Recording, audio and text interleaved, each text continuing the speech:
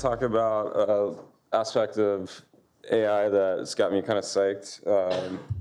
I work at an agency that does a lot of like political campaigns and consumer marketing, and I'm one of the few tech people. So I'm trying to think of ways like the average people in our company can use AI. We obviously see like the power that as developers, but if you're a marketer, like chatting with your Google Analytics data isn't that compelling. Like 6 months ago, I had this idea. What if we took like a multi-agent approach and like spun up all these instances of GPT that acted as individuals and then asked them to like take surveys? Turns out I wasn't the only one who had that idea. This guy at MIT, he's an economist, John Horton, has been researching this for the past couple of years. And he's actually started to prove that some classic behavioral economics laws, essentially, they're theories, but they're pretty much true in terms of like classic auction theory, stuff like that. It actually works with this multi-agent GPT model. And here's how he designed his experiments. So yeah, it works for auction theory. There's a lot of research I'll share at the end of this if you're curious. He's actually created this DSL for synthetic surveys that he's calling expected parrot. It's in Python. It's worth taking a look at if you're interested in this. But I think that Ruby is like a really great language for this type of work because it's really just about kind of funneling data from different sources. Like it could be like a Facebook custom audience or Google Analytics data. And then just sending that to like the OpenAI API or whatever model that you want to use.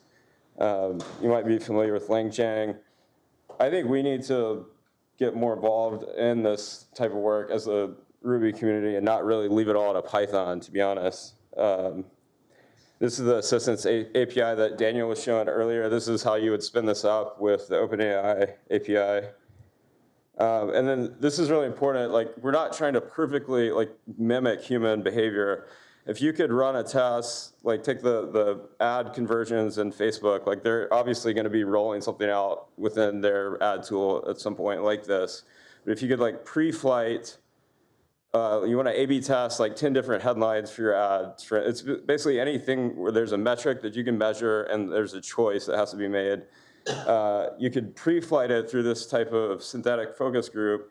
And even if you get like a 20 to 30% lift, that's an order of magnitude cheaper and faster to find out what you would want from like running an A/B test on Facebook ads where you have to literally run money, you have to wait a week to get a statistically significant sample size and you have to spend money. This is like a fraction of that. It's faster and that even if it's only 20-30% better, it starts to compound really fast, like in a business case. So yeah, I think Facebook will obviously roll something like this out, but we're going to need open source tools because we don't want to be locked into Facebook's tool or whatever. This is going to be something that has implications for all types of fields. And yeah, this is some of the research. Hit me up. That's my company.